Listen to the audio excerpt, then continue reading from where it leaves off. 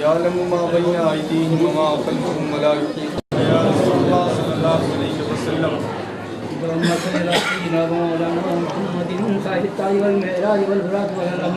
دافع البلاء والوباء والقحط والمرض والألم اسمه مكتوب مرفوع مسطور منقوش في اللوح والقلم سید العرب والعجم جسمه مقدس معطر مطهر منور في البيت والحرم شمس الضحى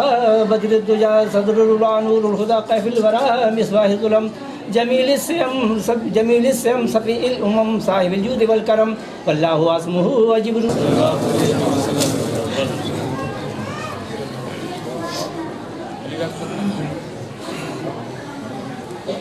حضرت گرامی ایک بات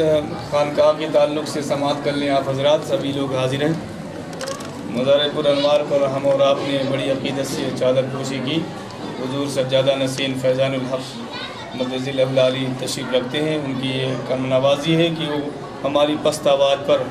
ہمیشہ دموں کے لیے لبیک کہتے ہوئے اپنی شرکت فرماتے ہیں. اور جس خانقاہ حق پرست سے حضرت کا تعلق ہے وہ اس خانقاہ کے تعلق سے ایک بات کتابوں میں نقل ہے کہ سید حضور غوث گوالیری رحمۃ اللہ علیہ جن کا مزار پر انوار گوالیر کے قلعے میں ہے، جن کے تعلق سے یہ بات ملتی ہے کہ جب انگریزوں نے آپ کو گھیر لیا اور راہ فرار اختیار کرنے پر مجبور کیا تو آپ اپنی نواسی کو لے کر کے گھوڑے پر سوار ہوئے اور بیابان جنگل کی طرف نکل گئے. دشمنوں نے پیچھا کیا اور جہاں اس مقام پر جنگل کے بیچ پہنچنے کے بعد جو ہے گھوڑی کی تیز رفتاری سے جو آپ کی نواسی جو آپ کے ساتھ تھی انگریزوں نے حملہ کیا اور اس حملے کی زد اتنی تیز تھی کہ آپ کی نواسی کے کان کی بالیوں سے خون ٹپکنے لگا اور کان کی بالیاں پکڑ کے چھینی جس سے خون ٹپک کر آپ کے سامنے نظر پڑی اور آپ دیکھ نہ سکے.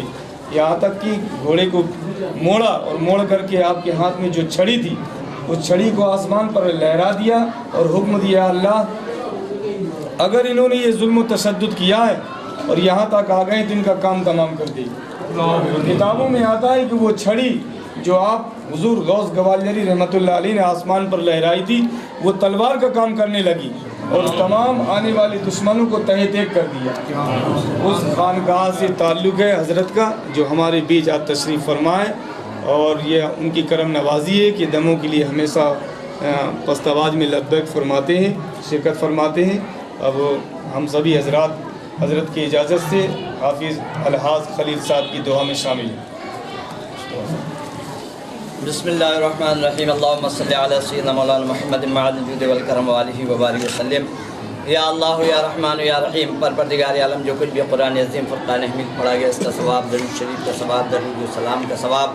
نذرانہ محبت عقیدتوں کا ثواب اے بے نیاز مولا تبرکات کا ثواب ہم تمام لوگوں کے پڑھنے میں سننے میں کسی قسم کی کوئی کوتاہی کمی لغزش غلطی ہو گئی ہو تو مولا تعالیٰ اپنے فضل سے پیارے محبوب صلی اللہ علیہ وسلم کی صدقہ طفیل میں معاف فرمائے.